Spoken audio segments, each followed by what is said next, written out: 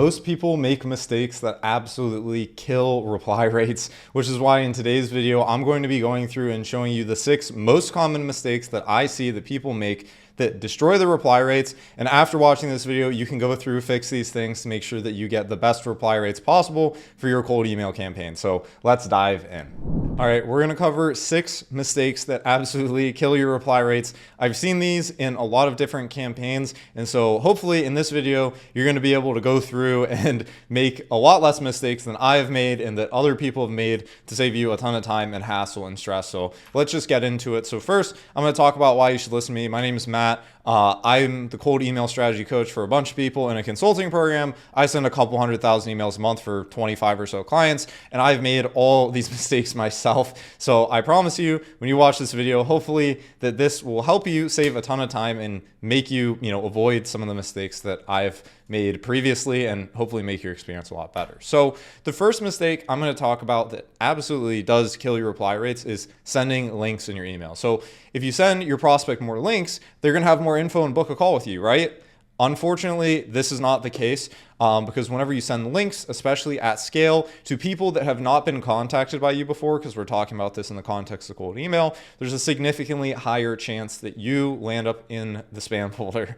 It's no secret that, especially if you're a big company, this is especially true with Fortune 500 companies, but it's true of most companies. Their IT departments don't want people getting, having all kinds of viruses and all this type of stuff. And a lot of this happens because people send links from email addresses that are unknown, and then they send it to employee messes up, clicks it, gets a virus across the whole network. And so from an IT perspective, a lot of these larger companies have measures in place simply from a cybersecurity perspective, but also a lot of small companies and really just any person that you're going to reach out to, it negatively affects your delivery whenever you're sending links because, again, it's something that is more of a threat. There's a higher chance that something can go wrong. And overall, I don't see how it can help deliverability. And when you don't land in the inbox, you're not going to get replies. So I've experienced this personally with a client that I have. They were sending about 1,000 emails a day and they're getting little results. And especially at the emails that we were sending for them, it was probably closer to 2,000 emails a day. And we weren't getting a ton of results. And I was really confused by this. So I went through, dug through their inbox,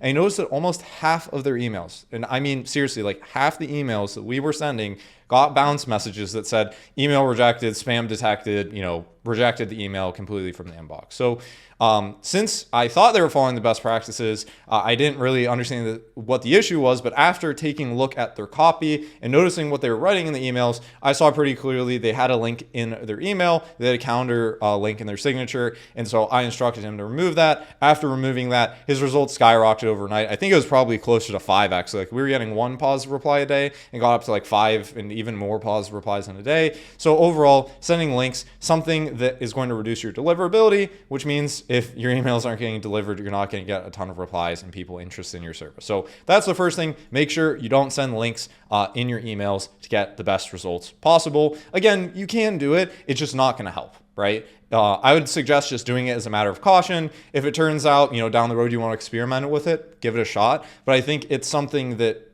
is overall not going to help. It's most likely going to hurt, or, at best it's going to stay the same. So that's my recommendation there. So the next thing I'm going to cover is not warming up your email accounts long enough. So spam algorithms aren't dumb. If you spin up a fresh email account under a fresh domain with no activity and you start blasting emails, you are going to get flagged. So there's even a blacklist. It's called SEM Fresh, which is like spam eating monkey. It's basically a name of a blacklist, right? They auto blacklist any domain that is less than 30 days old. So they have 3 different blacklists. There's an SEM Fresh. I think there's a 7, a 14-day, and then I think a 30-day too.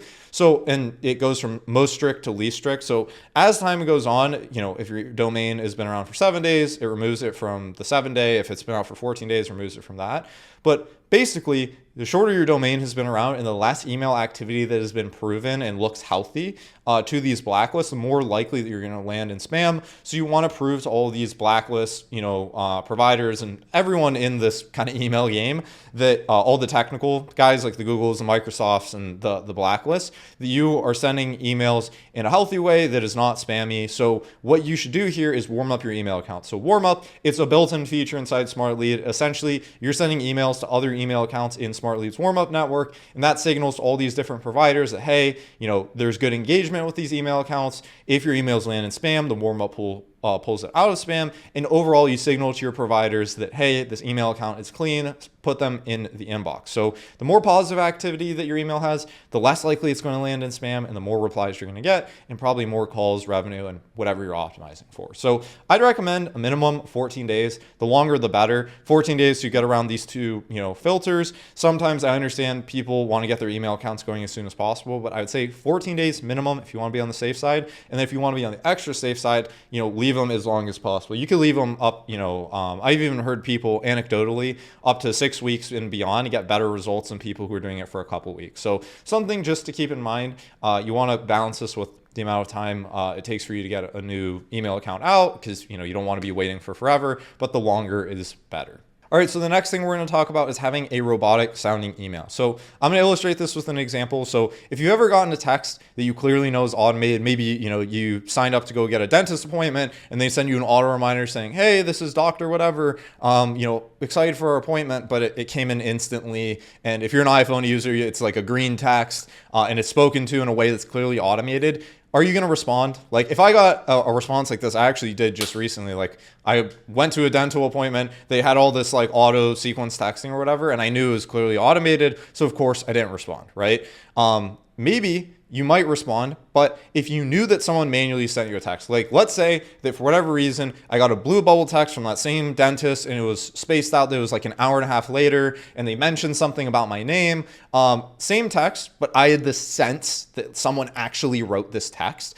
I'm much more likely going to be wanting to respond simply because I don't want to be rude, right? Just like if, someone on the street, there's a lot of people, especially if you're in a city and they try and get your attention, you're more likely to say, hey, no thanks, than to just completely ignore them, because there's a human there, right? You want to be nice, you want to be polite, even though you're not interested, you say no thanks. The same goes with your cold emails. If you're writing your emails in a way that sounds very clearly automated, like it sounds robotic, it sounds like you sent it to 10,000 other people, there's a very high likelihood chance that they're not going to respond because they don't feel the need to respond. They don't feel the social obligation that, hey, there's a person here who's trying to reach out to me, I should be nice to them. So if your email sounds clearly automated and the other person knows that you didn't send it directly to them, they don't feel the need to respond. And so on the other hand, if people know you are directly reaching out to them and it feels like there's a human on the other side, the chances of them responding are significantly higher, just psychologically. And also it's going to help you get more interested replies. All right, so number 4, non-verified email list. So if you send emails to accounts that don't exist, not only are you wasting your sending volume and your time, but you're also risking having your email accounts blacklisted. So if you send out a ton of emails and Google sees, hey, this guy is sending out emails and 20% of the people don't even exist, they can be pretty sure that, hey, this guy's doing some automated sales activity, get rid of him, throw him in the spam folder. So this is why you need to make sure you clean your list. There's tons of email verifiers on the market. You can simply Google email validation tool and it'll get the job done. Just send to emails that are verified and exist. Thank me later. This is very simple. The 5th thing that we're going to cover here is burnt domains. So if you sent poorly written emails in the past, or you violated best practices, or you're seeing a decline in the results in your email account, something just seems off. There's a decent chance that your emails or your domains themselves are burnt. So as you send emails, your domain reputation may go down, and over a long enough time horizon, more and more and more of your emails may land in spam. Less people see them, less people respond, less KPIs that you want to be seeing. So what you can do here to test for this, Smartlead, you can see in their warm-up feature, this is a somewhat good indication. Like you can see here, 4% of the emails in this little screenshot here landed in spam. So that's something to keep an eye on, but then it looked like it recovered with time. There's also plenty of other tools on the market where you can Google like spam test. And you can also see sometimes it's on the domain level. There's blacklist checkers, also a feature inside Smartlead. You can go into the performance tab and see if you're listed on a blacklist. But there's all these other different health metrics that you can see that will indicate that your domain or your email account is burnt. And if this is the case, then you should just spin up a new account to make sure that you're not, consistently landing in spam. So again, you can get more replies and better results with your campaigns. And so the last thing we're going to cover here is poorly scraped lead lists. So I've seen this happen countless times, and I've made this mistake myself. So this is definitely something that is common. So if you're reaching out to the wrong people, they simply won't respond, plain and simple. If you reach out to 10,000 people and you think they're lawyers and you call them plumbers, they're probably not going to respond to it. They're probably not going to be happy, and they're probably going to report you as spam.